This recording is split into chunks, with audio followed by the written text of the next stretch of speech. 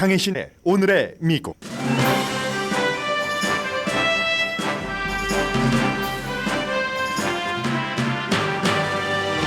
보수 잡지 내셔널 리뷰가 조 바이든 대통령은 선거에서 물러나야 한다고 촉구하는 사설을 실었습니다. 같은 보수 신문인 월스트리트저널도 비슷한 입장을 밝히면서 바이든이 정치 은퇴를 하면 트럼프 전 대통령은 더 어려운 선거를 치르게 될 것이라고도 첨언했습니다. 트럼프 전 대통령이 나토 분담금 책임을 지지 않는 국가는 러시아가 마음대로 해도 좋다, 즉 침략해도 좋다는 격려를 할 것이라는 발언에 세계적인 폭풍이 일어났습니다. 일부 공화당 정치인은 당연하지라면서 트럼프 말을 지지하지만 미국 동맹국들에게는 한국을 포함해서 치명적인 신호입니다. 조엘 어스틴 목사가 이끄는 휴스턴 대형교회 레이크우드 처치에서 한 여성이 총을 쏘자 비번인 경찰이 용의자를 사살했습니다. 한 소년이 중상을 입었고 혐오 범죄 관련성을 수사 당국은 주시하고 있습니다. 연방 상원에 도전한 앤디 김 뉴저지 하원 의원이 예비선거에서 영향력 있는 뉴저지 주지사 부인을 눌러 캠페인에 탄력을 받았습니다.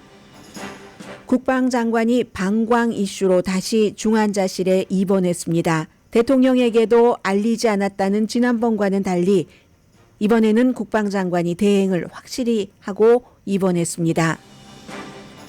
캔사스시티 칩스는 연장전에서 3를 넘기는 경기 끝에 샌프란시스코 49어rs를 누르고 승리했습니다. 트라비스 켈스는 테일러 스위프트와 경기장에서 만났지만 음모론자들이 말해오던 프로포즈도 없었고 바이든에 대한 공식 지지도 없었습니다. 대선에 출마한 로버트 케네디 주니어 후보가 슈퍼볼 광고 뒤에 가족들에게 사과했습니다. 케네디 가문을 말합니다. 여러분 안녕하십니까? 오늘의 미국 강혜신입니다. 한국의 그 음력설을 생각을 해서 주말에 이제 한국에 계시는 친인척 분들께 또 가족 분들께 전화로 새해 인사를 서로 덕담을 나누신 분들도 상당히 많으실 테고요. 따라서 이제 미국에서 한국 뉴스를 통해서 미국 뉴스를 접하시는 분들은 물론 중요한 뉴스는 다 커버가 됩니다만은 한국이 며칠 동안 연휴였었죠. 그래서 좀 뉴스가 헐렁하지 않았는가 짐작하시는 분들이 계실 텐데 굉장히 긴장감 있는 그런 뉴스들이 미국에서는 지난 주말에 많이 발생을 했습니다. 맨 앞에서는 두 가지를 말씀드릴 텐데 트럼프 전 대통령의 나토 그 동맹국에 대한 발언과 바이든 대통령의 기억력 감퇴 내지는 굉장히 허약한 기억력, 이건 이제 주말 내내 굉장히 이슈가 됐었거든요. 저는 먼저 바이든 대통령의 기억력 감퇴에 따른 그 내용부터 좀 전해드리겠습니다. 내셔널 리뷰라는 아주 미국의 보수적인 잡지가 오늘은 사설을 통해서 바이든 대통령은 물러나야지 된다 이렇게 지적을 했거든요. 그 내용을 이제 주말에 열심히 즐기시느라고 금요일에 나왔었던 목요일에 나왔었던 그런 뉴스 잊으신 분들에게 다시 한번 리마인드를 하면서 이 내용은 사실은 오늘의 미국에서는 지난번 가을까지는 여러 차례 여러분들께 보도를 해드렸습니다. 바이든 대통령이 정신적으로나 신체적으로나 여러 가지 이제 나이에 따른 그건 바이든 대통령의 잘못은 아니죠.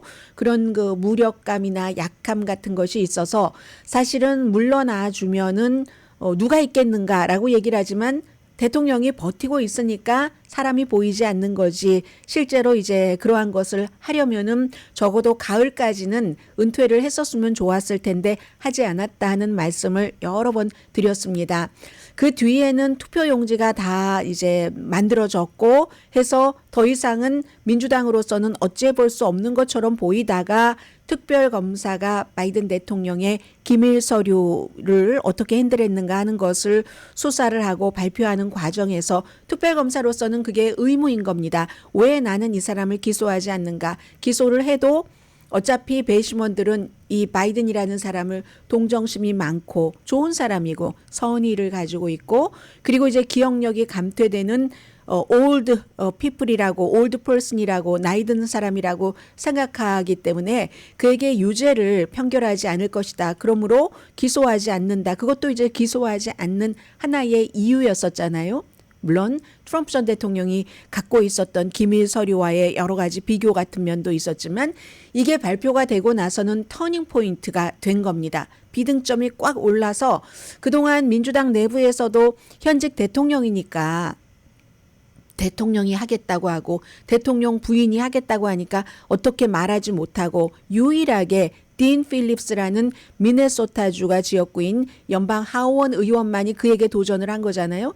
그러다가 이제 그 공화당 트럼프 전 대통령이 지명을 했었던 전에 과거에 이제 검사였었을 때 그때 이제 이 로버트 허라는 한인 특별 검사는 물론 바이든의 행정부에서 메릭 갈란드라는 현재 법무장관이 지명을 하고 한 사람이고요.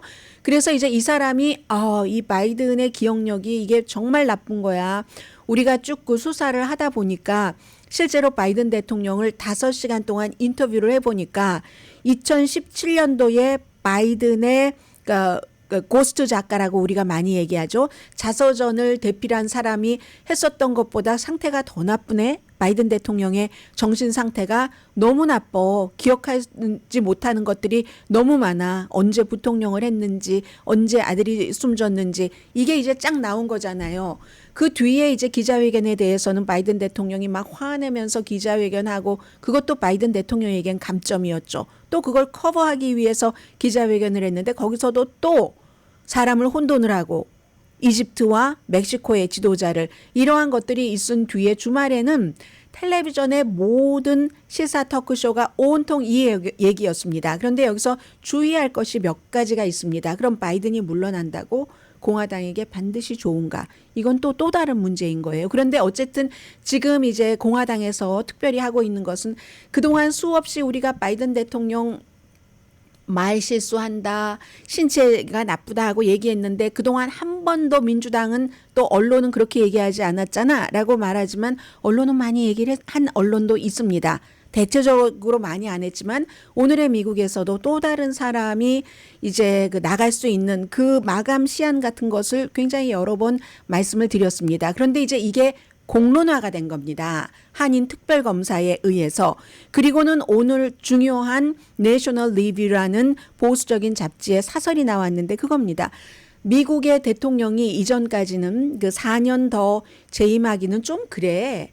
그런 게 분명한데도 나갔던 사람은 프랭클린 델라노 루즈벨트를 얘기를 합니다. 1944년. 그런데 나중에 알고 보니까 루즈벨트는 당시에 부통령도 아주 현명하게 선택을 했었고 또 세계대전을 잘 처리를 했었잖아 라고 얘기를 합니다. 헨리 월레스 그 부통령 그 후보를 얘기를 하는 거죠. 나중에 해리 트루먼도 잠깐 하긴 했지만 그래서 지난 몇 주일 동안 바이든 대통령의 정신적인 기억력 감퇴 같은 것은 오랜 동안 알긴 알았지만 지난 몇 주일 동안은 더욱 이게 분명해졌다라고 얘기를 하면서 알람 수준이라고 말합니다. 로버트 허 특별검사의 발표 이후에는 로버트 허 특별검사는 내셔널 리뷰의 얘기를 제가 지금 정리해드리고 있습니다. 본인이 규정에 따라서 왜 이 사람을 심지어 아프가니스탄 관련해서는 오바마가 틀렸고 내가 맞았어 하는 것을 증명하기 위해서 서류를 기꺼이 기밀 서류를 뭐 200페이지 정도를 가지고 있었다고 하잖아요. 그런데도 불구하고 왜 기소하지 않는가 하는 것을 보고서에 적어야지 되는 그 규정에 따라서 이러이러한 이유로 어차피 배심원들이 그에게 유죄라고 하지 않을 것이니까 라는 것을 설명을 했고 이제 이런 얘기를 했다는 겁니다. 그래서 물론 바이든 대통령이 로버트 특별검사와 이제 특별검사 팀과 인터뷰를 할 때는 하마스가 이스라엘을 세상이 상상하지 못했던 방식으로 침공을 하고 아주 그 야만적으로 그리고 나서 그 다음 날과 다음 날이었기 때문에 대통령이 밤잠도 못 잤을 테고 여러 가지 머릿속에 가득 그 전쟁이 들어가 있을 테고 그런 것들을 감안한다 하더라도 특별검사는 이건 아니다. 단순한 사실을 기억하지 못한다 했다는 거잖아요. 그래서 공무 수행 능력은 이미 저하되고 있다. 내셔널 리뷰의 얘기입니다. 그리고 지금 나이가 81세고 선거 끝나면 며칠 뒤에 82세고 더 저하될 것이다. 비공개로는 지금 백악관에서 어떻게 하고 있는지 우리는 알 수가 없는데 분명히 지금부터 선거 때까지 몇 개월, 거의 9개월, 그리고 선거 이후에 4년을 아주 잘할 수 있는가? 이건 아니지. 국민에게 민폐라고 얘기를 합니다.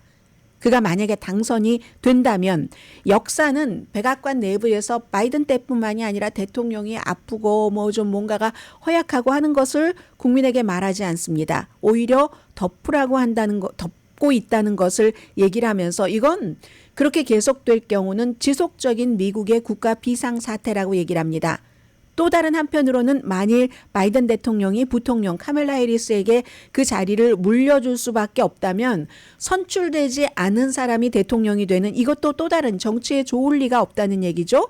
한마디로 바이든은 그 일을 하기에는 재선되기에는 나이가 너무 많다. 올드라고 표현합니다. 바이든과 질 바이든은 지난해에 결정을 내렸어야지 됐는데 그렇더라면 엘더 스테이트먼트로 스테이트맨으로 그러니까 원로 정치인으로 존경받고 참 이기심이 없는 정치인이네 했을 테지만 나라부터 구하고 그런데 본인이 트럼프에게 이길 수 있는 사람은 유일하게 나밖에 없어라고 얘기를 하면서 여기까지 와서 지금도 나가겠다고 하니까 이건 아니다라는 게 내셔널 리뷰의 얘기입니다. 자신만이 트럼프를 이길 유일한 사람이라고 계속 주장하는 것 자체가 국가에 빚을 지고 있다고 얘기를 합니다. 샤를르 드골이 한 유명한 얘기를 맨 마지막 문장에 상기시킵니다. 묘지에 가보면은 정말 필요한 사람들로 꽉 차 있다. 그 사람 없어도 국가는 돌아간다는 얘기입니다. 그 사람만이 지금 그 트럼프를 이길 수 있고 국가를 제대로 운영할 수 있는 유일한 사람이 아니라는 얘기를 하고 있습니다. 그래서 내셔널 리뷰도 뭐 바이든 대통령이 행복하기를 원하지만 그 행복은 본인이 지금이라도 정치적으로 은퇴를 하고 난 뒤에 이루어져야지 된다는 겁니다. 이건 내셔널 리뷰지만 월스트리트저널도 아주 보수적인 신문이잖아요. 사설에서 민주당이 대통령의 정신적인 허약함 그 위험성을 계속 무시할 건가? 이건 민주당에게만 나쁜 게 아니다. 국가에 나쁘다. 월스트리트저널도 국가의 경제가 불확실해지고 국가가 불확실해지는 것을 굉장히 싫어하는 신문이잖아요. 라고 얘기를 하면서 월스트리트저널은 8월 시카고 전당대회까지는 확실치 않다고 얘기를 합니다. 이 점은 워싱턴 포스트에서도 따로 구분을 해서 자세히 썼고 뉴욕타임스도 사설과 머린 다우드라는 칼럼니스트 또 다른 보수적인 칼럼니스트를 통해서 사이마라까지 얘기를 하진 않았지만 이것의 위험성을 얘기를 하면서 위험하지 않다는 것을 보여라라고 촉구를 했는데 어떻게 보일 수가 있습니까? 날이 가면 갈수록 기억력은 쇠약해지는데 하면서 월스트리트저널은 그렇다고 해서 민주당에게 얘기를 하는 거예요. 다른 사람이 나온다 하면은 나올 수 있는 방법은 있답니다. 대의원 지금 투표용지 같은 걸 바꿀 수도 없고 3월 5일에 슈퍼 튜스데이니까 어찌할 수 없지만 그런 선거가 치러지고 나서도 8월 전당대회에서 바이든 대통령이 내가 정치적으로 은퇴를 하겠다라고 얘기를 하면 각 주의 대의원들이 다른 사람을 선택을 할 수 있다는 겁니다. 그때는 이제 많은 사람이 나오겠죠. 뭐 게빈 뉴섬 캘리포니아 주지사를 포함해서 그런 과정들이 있다는 것을 월스트리트저널이 얘기를 했고 워싱턴 포스트가 자세히 설명을 했고 월스트리트저널은 그렇다고 민주당이 꼭 나쁘냐 그것도 아니라고 얘기를 합니다. 그렇게 하라는 얘기예요. 말하자면 트럼프가 더 어려운 상대를 만날 수 있다. 나이 많아서 기력도 딸리고 기억력은 날마다 쇠약해지는 사람보다 다른 후보가 나왔을 때 트럼프가 이기는 게 아니라 민주당이 이길 수도 있지. 그리고 트럼프의 부통령 후보도 지금 다 위험한 사람들이라는 얘기를 하고 있습니다. 앨리스 스테파닉이라든가 뉴욕이 지역구인 트럼프에 대한 지지만 강조를 해서 동료 의원의 자리도 선배 의원의 자리도 화끈하게 빼앗아 버리는 스테파닉이라든가 아니면 조지아주의 마조리 테일러 그린 아주 황당무계한 음모론을 얘기하는 이런 사람들이 지금 부통령 후보에 오르기 때문에 그렇게 되는 경우 민주당에서 신선한 사람이 나오면 오히려 지금 바이든보다 나을 수도 있다는 게 월스트리트저널의 얘기였고요. 그리고 이제 이게 바이든의 지금 처한 딜레마입니다. 트럼프 전 대통령은요.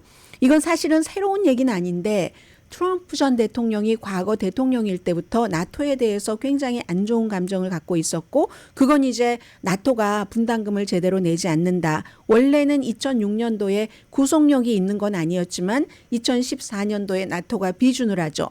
각 국가의 GDP 2%까지 내기로. 그리고 이제 지금 30개국이 넘는 나토 회원국 가운데서 정확하게 내는 국가는 11개 국가고 그 1.8% 정도에 있는 국가들이 한 4-5국가들 정도 됩니다. 그래서 어떤 매체는 뭐 이게 뭐 10몇 개 국가라고 하고 어떤 매체는 11개 국가만 임무를 완수한다고 얘기를 하는데 이걸 안 내면은 러시아가 내가 대통령이 되면 러시아에게 원하는 거 다 하세요 라고 인커리지 시킬 것이라고 얘기를 합니다. 침공하라는 얘기예요. 그럼 나토 원장이 한 국가가 침략을 받으면 우리가 침략받은 것처럼 한다잖아요. 미국은 안 하겠다는 얘기잖아요. 그 얘기를 사우스캐롤라이나주의 선거 캠페인에서 바이든 대통령이 하고 나서 세계가 뒤집혔습니다. 다 나름대로 이유가 있는 거죠. 나토에서는 지금 사무총장 같은 사람이 이건 미국의 군인에게도 나쁘다. 미국에도 나쁘고 물론 유럽에도 나쁘고라고 얘기를 하고요. 그리고 지금 그 GDP의 2%까지를 결국은 달성을 하기는 할 텐데 회원국 가운데 19개국은 거의 2%된 겁니다. 그리고 이것은 트럼프는 내가 그랬기 때문에 그렇다라고 얘기하지만 그게 아니라요. 나토라는 것 자체가 러시아를 겨냥해서 만든 군사 동맹이잖아요. 러시아가 우크라이나를 침공한 다음에 그동안은 막 독일도 막 꺼려하다가 왜냐하면 독일은 본인들이 전쟁을 치른 국가이기 때문에 군비를 막 너무 많이 하는 것이 영 걸끄럽고 했었지만 야 이건 우크라이나 먹고 나서 쭉쭉쭉쭉 폴란드까지 먹고 우리 서부까지 계속 온단 말이야 하면서 이게 독일부터 바뀌기 시작해서 많은 국가가 조금 무리를 하면서 경제가 나빠도 2% 정도로 갔죠. 지금요 폴란드 같은 경우는 미국보다 더 많이 냅니다.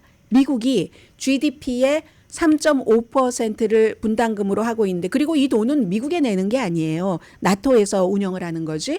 폴란드는 러시아로부터 침공받을 확률이 지금 우크라이나 다음으로 이제 그 다음 순서잖아요. 그러니까 3.9%. 그렇다고 폴란드 경기가 그렇게 좋습니까? 그건 아니지만 이렇게 지금 어저스트 해가서 보통 이제 대부분의 국가가 2.3%에서 2.7% 해서 평균이 1.82%가 나옵니다. 거의 이제 2% 되는 거죠. 모든 국가가 다 2%를 넘기는 어려울 수도 있고 그 경제 상황에 따라서 나토가 분할되면 미국의 힘도 약해진다 해서 지금 나토 사무총장 등등등등 하는 얘기는 그 무모한 발언은 블라디미르 푸틴에게만 도움이 된다. 이러면 공화당은 아예 언제 트럼프가 그런다고 했어? 그렇게 해서 나토 분담금을 높이자는 거잖아. 왜 미국만 내야지 돼? 하고 트럼프 주변에 서는 사람도 있습니다. 그러나 이 트럼프가 나 때문에 올렸다 하는 것도 말이 안 되는 말이고 본인 떠나고 나서 러시아가 우크라이나를 침공한 뒤에 각 나라에서 조금 무리해서 더 올린 나라도 있고 합니다. 그리고 또 마음대로 그 무슨 어떻게 트럼프 전 대통령이 나토를 탈퇴한다는가 이것도 사실은 마음대로 하지도 못해요. 그러니까 선거 캠페인에서 하는 얘기는 사실과 가상 이런 것을 막 혼합해서 합니다.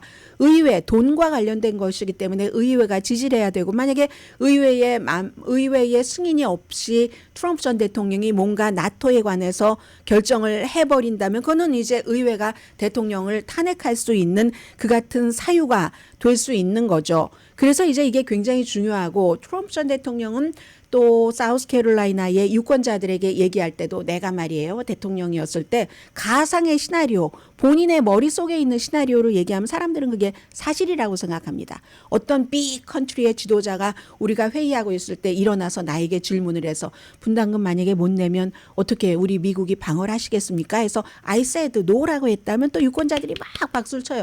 야, 그런 일이 있었어? 미국 대통령이 대통령으로서 잘했다. 그런 일은 없었습니다. 트럼프 전 대통령의 머릿속에 있는 그런 시나리오고요. 한국만 더 말씀드리겠습니다. 각자 다 국가별로 그런 것이 있는데 미군 철수를 얘기했었던 사람이 트럼프 전 대통령입니다. 미군 철수 한국에서 물론 찬성하시는 분들도 계시겠죠. 지금처럼 이 같은 상황에도 그분들이 찬성을 하실까요? 더 이상은 김정은 위원장이 한국을 동족으로 보지 않고 제1의 적이라고 보고 핵무기를 먼저 선제적으로 쓸 수도 있다고 얘기를 하는데 트럼프 전 대통령이 미군 철수도 얘기를 했었고 방위비 분담금을 5배 높이라고 했잖아요. 그리고 본인이 지금도 계속 그런 얘기를 합니다. 대통령이 되고 나면 이런 부분들 방위금을 더 올리지 않으면 미군을 철수를 하겠다. 5배를 올리라고 했었거든요. 이런 한국만 해당되는 게 아니죠. 지금 대만은 대만대로 다른 국가는 다른 국가대로 해서 지금 미국은 그럼 어떤가? 나이가 많고 정신적으로 신체적으로 허약한 바이든 대통령과 어떤 사람은 그게 말뿐이지라고 얘기하지만 말이 시가 되고 현실이 됩니다. 항상 이런 위험한 생각과 말과 행동도 실제로 이란에 막 전투기를 보내다가 10분 다다르기 전에 돌려오기도 했었잖아요. 이런 위험한 트럼프와 허약한 바이든 사이에서 미국의 유권자들이 선택을 해야지 되고요. 그리고 지금 다시 말씀드리지만 트럼프도 바이든도 아직까지는 미국의 공화당과 민주당의 대선 후보로 확정된 건 아닙니다.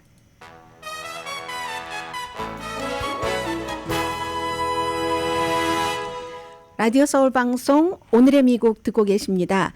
네, 어제 그 낮에 그 레이크우드 그 처치 휴스턴에 있는 그 대형 교회 조엘 어스틴 목사 아버님이 만든 그 교회를 이어받았죠, 아들이. 그래서 이제 여기에 한 여성이 30세에서 35세 사이라고 하고 한 4살이나 5살짜리 어린이와 함께 라이플을 가지고 오고 배낭 메고 트렌치 코트 입고 와서 막 총을 쏴서 비번인 그 경관들이 결국은 이 여성에게 총을 쏴서 숨졌다고 하죠. 그리고 57세에 다리에 총을 맞은 남성은 괜찮은데 지금 소년이 중태랍니다. 그런데 이제 이 소년이 이 여성이 데리고 온 소년인지 아닌지는 알 수가 없고 제가 방송 들어오기 전에 휴스턴 크로니클의 보도를 보니까 이건 이제 뭐 증오범죄일 가능성이 있다. 이 정도만 그 얘기를 하고요. 더 이상은 말하지 않습니다. 이 총격 사건은 스페인어 예배가 시작되던 중에 그때 이제 그 발표를 했고 워낙에 이제 그 장총이니까 만약에 이제 비번인 경관이 총을 쏘지 않았다면 훨씬 그 더 큰 비극이 있었을 수도 있고 그리고 여성이 당시에 내가 폭발물을 가지고 있다고 얘기를 했는데 폭발물은 없었던 것으로 알려지고요. 바닥에다가 뭔가를 그 뿌렸다고 그런 얘기를 하고 있는데 워낙에 이제 뭐 증오범죄 가능성이 있다고 하니까 그런 것도 그렇고 그 레이크우드 처치가 한 4만 5천 명 정도 참석하고 있잖아요. 예배에 참석하는 사람이. 그것뿐만이 아니라 조엘 어스틴 목사가 워낙에 이제 이 그 텔레비전을 통해서 목회 활동을 많이 하니까 굉장히 많은 사람들이 온라인과 텔레비전을 통해서 아마 예배에 참석을 하고 있었을 것 같습니다. 어제 이제 이 같은 사건이 있고 나서 이제 담당 경관이라든가 뭐 그 관할 정치인 그리고 조엘 어스틴 목사도 함께 그 기자회견에 참석을 했습니다. 지금은 우리가 안개 속에 있지만 강하게 버틸 것이고 악의 힘이 있지만 하나님의 세력이 더 강하다. 뭐 이런 아주 뭐 기본적인 그 목사로서의 얘기를 했고요. 오늘 이제 이렇게 되니까 다시 한번 레이크우드 처치에 대해서 미국의 많은 그 매체들이 보도를 하는데 뭐 가장 중요한 건 그것 아닌가요?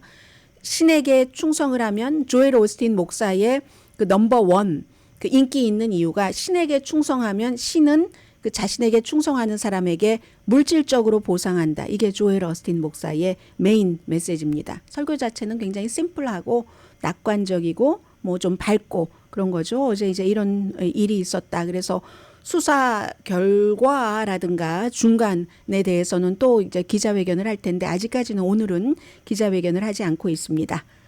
그리고 이제 미국 국방장관이 다시 병원에 어제 오후에 월터 리드 그 육군 병원에 입원을 했는데 이번에는 이제 방광 문제라고 하거든요. 그렇지만 이제 워낙에 중요한 사람이니까 중환자실로 바로 들어갔고 12월 초에 이제 그 정기 검진을 받던 중에 전립선 암을 발견을 해서 수술을 하고 나서 1월 달에 뭐 배도 아프고 머리도 아프고 해서 이머전시로 갔는데 2주일 동안 일반인들이 잘 몰랐고 거의 그리고 이제 백악관에도 뭐 한 나흘 이 정도 뒤에야 알렸다 해서 굉장히 큰 이슈가 됐었잖아요.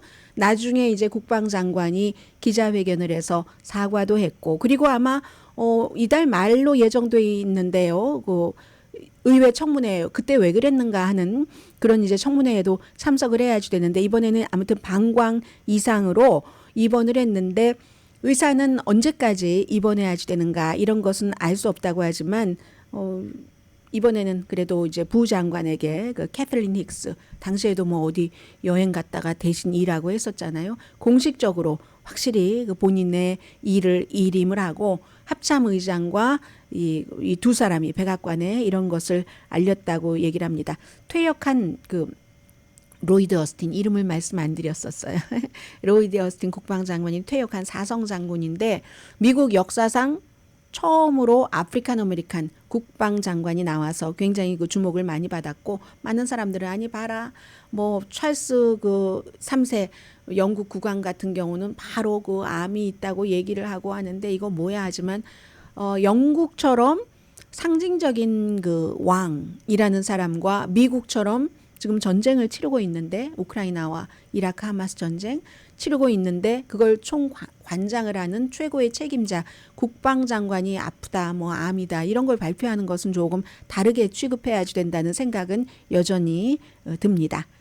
그리고 주말에 이게 그 토요일에 있었던 건데 미국은 주마다 다 선거 방식도 다르잖아요. 그래서 뉴저지주가 앤디 킴 연방 하원 의원 3선입니다. 지금 41살인가 그렇죠? 41살인데 일찌감치 이제 정치에 들어가서 3선 의원인데 밥 메넨데스라는 아주 중진이죠. 수십 년 동안 정치인을 했었던 연방 상원 의원이 이집트 나중에는 뭐 터키 문제도 나오던데요. 거기와 뭐 정보 주고 돈 받고 와이프 뭐 여자친구 등등 뭐 다 얽혀 있는 그 문제에 대해서 밥 메넨데스 연방 상원 의원은 아직 유죄 판결을 받은 게 아니기 때문에 나간다 안 나간다 정확하게 얘기를 하진 않았습니다. 그래도 도전을 하는 거죠. 예비선거에서 일단 같은 민주당이니까 앤디 김 그 의원이 제일 먼저 했고 그리고 뉴저지에 살고 계시는 분들은 잘 아시겠네요. 필 머피 주지사가 그렇게 인기가 있다면서요. 그렇게라고 하기는 좀 그렇지만 어쨌든 뭐 46% 이상의 지지를 받고 있으니까 그리고 그가 정치인이 될 때는 항상 태미 머피 와이프가 기금을 굉장히 많이 모아준다고 하잖아요. 이 사람은 한 30년쯤 전에 어떤 그 재정 분야에서 일을 하다가 그 뒤로는 계속 뭐 가정주부였지만 남편의 선거 뒷바라지를 많이 해서 굉장히 잘 알려져 있고 하는 태미 머피가 몇 개월 뒤에 11월 달에 앤디 김 후보가 먼저 선언을 하고 나서 나왔죠. 그런데 처음에 나왔을 때 뭐 오늘의 미국에선 처음부터 그렇게 보도하지는 않았지만 뉴저지 주지사의 와이프이기 때문에 이거 앤디 김이 힘들 거야. 왜냐하면 뉴저지 주지사가 인기도 있고 그리고 임기가 2년이나 남았습니다. 그러면 민주당이 기득권들이 누구를 지원을 하겠습니까? 주지사가 할 수 있는 본인들에게 줄 수 있는 게 너무 많아요. 그래서 실제로 뭐 기금 모금이라든가 이런 걸 잘했죠. 워낙에 또 기금 모금의 달인이기도 하고 태미 머피가 해서 많은 사람들은 태미 머피가 될 거야 라고 얘기를 했었지만 정치를 좀 아는 사람은 그게 그렇게 쉽지 않을 것이라고 했고 그 쉽지 않을 것이라는 게 일단 토요일에는 어느 정도 증명이 됐습니다. 이게 주마다 달라서 이제 시작인 거예요. 같은 날 딱 한 게 아니라 뉴저지주에서 맘모스 카운티에서 예비 선거를 했는데 민주당에서 누구를 하는가 해서 이제 세 사람인데 세 번째 사람은 뭐 4% 조금 넘게 받았으니까 별로 의미도 없고 앤디 킴과 태미 머피 주지사 와이프가 차이가요. 뭐 숫자는 얼마 되지 않아요. 그런데 차이는 50 몇 퍼센트 대 30 몇 퍼센트인데요. 56.8% 앤디 킴 후보가 받았고 태미 머피 후보가 38.8% 투표수는 많지 않아요. 265표 대 181표. 작은 맘모스 카운티라는 곳이고 그런데 이 맘모스 카운티라는 곳이 머피 부부가 25년 동안 살았던 동네랍니다. 거기에 속해 있는 레드뱅크에 25년 동안 살았다고 하거든요. 그러니까 이건 앤디 킴에게는 굉장히 좋은 그 신호가 되는 거죠. 그 사람들이 주지사 부부인데 25년이나 살았는데 56.8% 대 38.8%로 이겼다는 얘기잖아요. 그리고 또 주지사도요.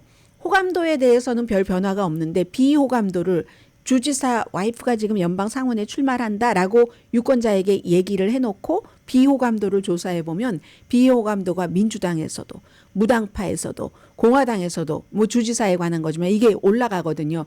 뭐 누가 보더라도 뭐 선거 기금 모금은 했다고 하지만 한 번도 정치를 해본 적이 없는 사람.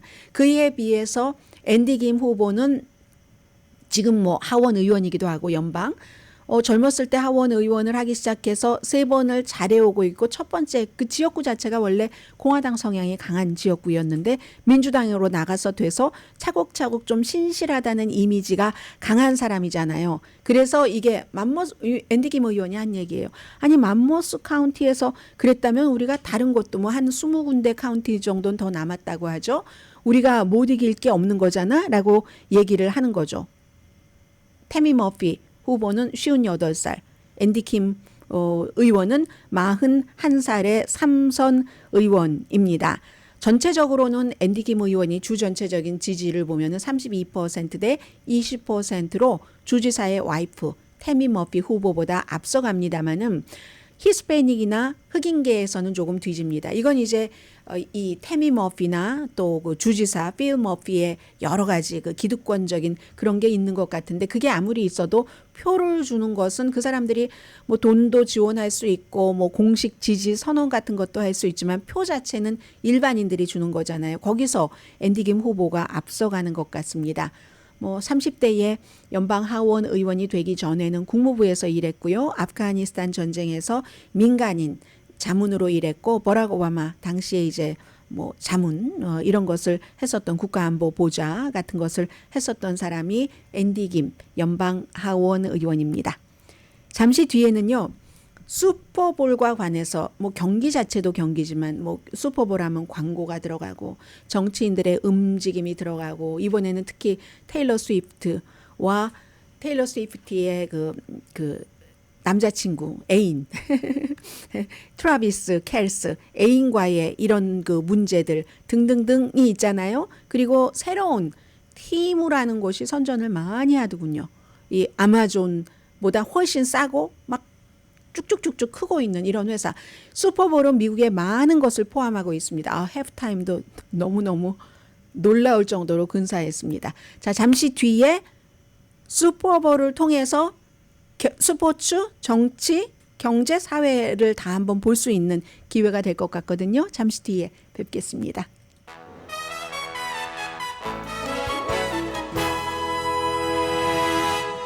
라디오 서울 방송 오늘의 미국 듣고 계십니다. 슈퍼볼 하면은 아주 그 작은 차이로 항상 경기가 끝나잖아요. 챔피언이 결정되죠. 대선처럼. 그리고 그렇기 때문에 그런지는 모르지만 행운의 여신이 이렇게 붙어줘야지 됩니다. 인생처럼. 그리하여 어제 샌프란시스코 49어스가 사실은 경기 면에서는 훨씬 잘한 것이 누가 봐도 그런데 뭐 결과는 이기는 게 챔피언이잖아요. 그래서 이제 결국은 샌프란시스코 49어스가 캔사스 시티 치프스에게 지고 말았는데 그것도 처음에 이제 이 팀에서 실수를 하고 저 팀에서 실수를 하다가 연장전까지 가서 25대 22였던가요? 작은 스코어 정말 슈퍼볼 치고는 별로 많지 않은 그런 건데 그러니까 이제 뭐 이렇게 되면은 경기적인 면에서 캔사스 시티 치프가 무슨 뭐 5년 만에 3번 이겼다. 거의 20년 만에 처음으로 연속 챔피언을 가졌다. 기타 등등 뭐 많은 얘기를 했지만 샌프란시스코 그 코치가 하는 얘기를 들어보니까요. 좀 할 말이 없습니다.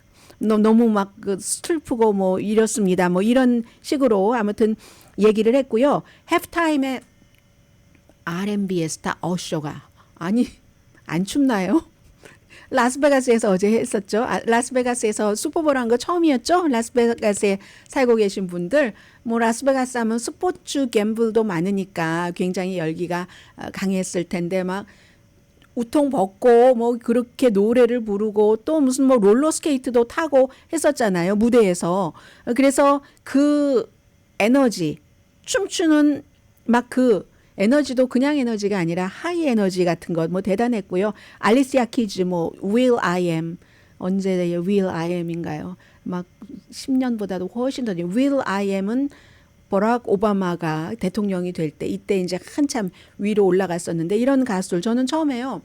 이 그 어셔가 노래를 부르는데 너무 많이 불러서 이 하나, 둘, 셋, 넷 몇 가지 세다가 중간에 이제 아이고 안 되겠다고 포기했는데 나중에 알고 보니까 12곡을 그렇게 하이 에너지로 불렀다고 하고 그리고 이제 어제 슈퍼볼 할 때 보셨는지 모르겠습니다만 얼마 전에 말씀드린 뭐 동성애자가 아니더라도 내 손이 돈을 벌어주는 미다스의 손인데 하면서 손을 귀하게 생각하는 스포츠 선수들이 손톱 아트 같은 거 이것도 굉장한 이슈였고요.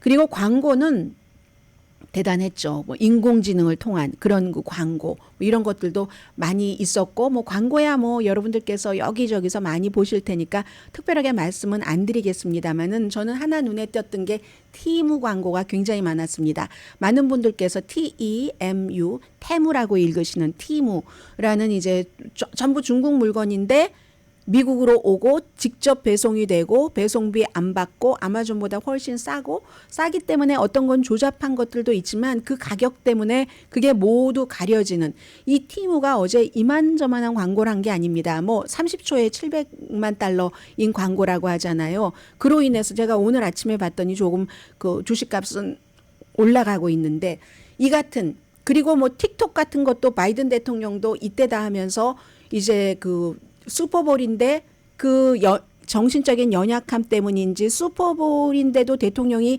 2년 연속이나 인터뷰를 안 했잖아요. 뭔가 실수할까 싶어서 그랬겠죠.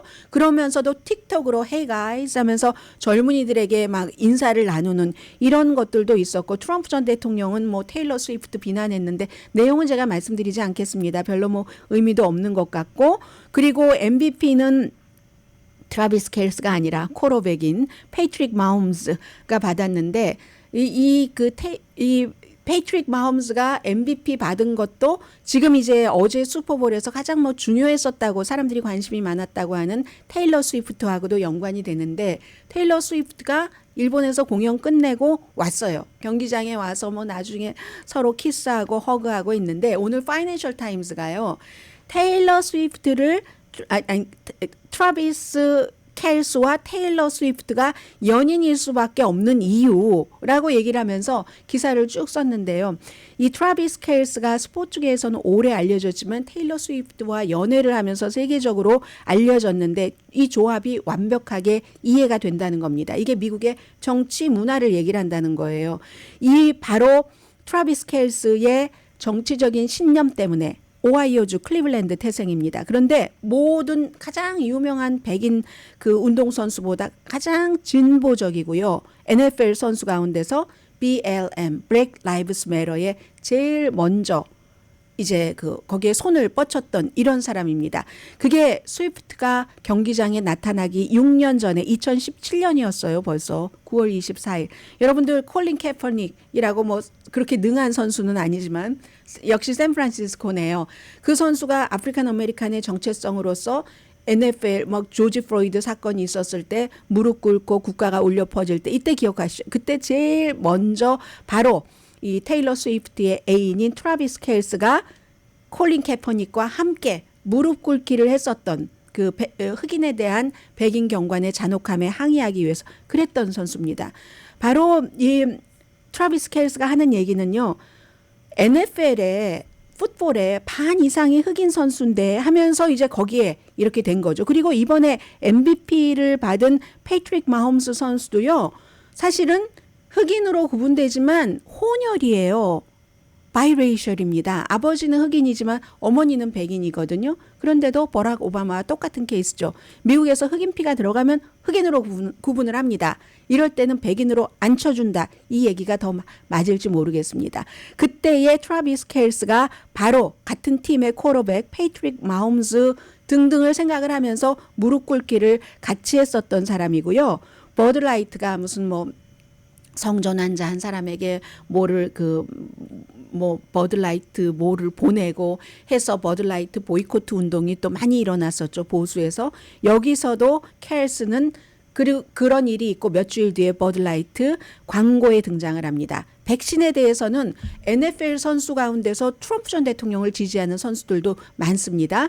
그래서 또 그런 사람들은 대체로 백신을 거부하잖아요. 그런데 바로 이 켈스는 파이저의 백신 광고에 딱 등장을 하니까 그 얼티메이트 파이팅 그 챔피언십 그 한 선수가 그 콜비 코빙턴 트럼프 전 대통령을 지지한 사람 가운데 또 그 얼티메이트 파이팅 그 가장 격렬한 그 격투기를 좋아하는 사람들이 많습니다.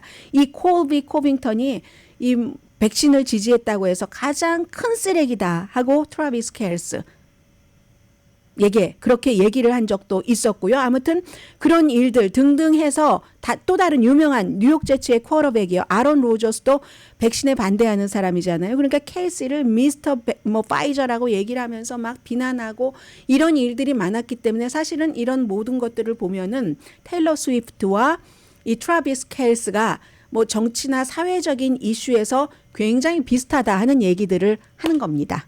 아무튼 어제 이렇게 해서 이 트래비스 켈스가 속한 그 캔사스 시티 칩스가 이겼고요. 샌프란시스코 49어스를 이겼고 두 연인은 키스를 했고 뭐 프로포즈를 한다던가 음모론자들이 얘기를 했었던 또 뭐 바이든을 지지한다던가 아니면 이 경기 자체가 이 조작됐다고 여러분들 믿으세요? 이게 이제 또 트럼프 전 대통령을 지지하는 많은 음모론자들이 믿는 것이기도 한데 그런 일들은 하나도 없었습니다. 이제 그런 일이 없으면 또 음모론자들은 블라블라블라 이래서 다음에 이럴 거야라고 얘기를 하지만 대체적으로 지금부터는 여러분들 음모론들이 굉장히 많이 퍼질 텐데요. 웬만하면은 그냥 귀 닫고 계시면 됩니다. 제가 여러분들께서 귀담아 들어두실 만한 그런 음모론에 대해서는 보도를 그때그때 해드릴 테니까 보도하지 않는다고 사실을 얘기 안 해라고 생각하지 마시고 그런 가치가 없는 음모론이구나라고 생각하시면 될 것 같습니다. 자, 잠시 뒤에 뵙겠습니다.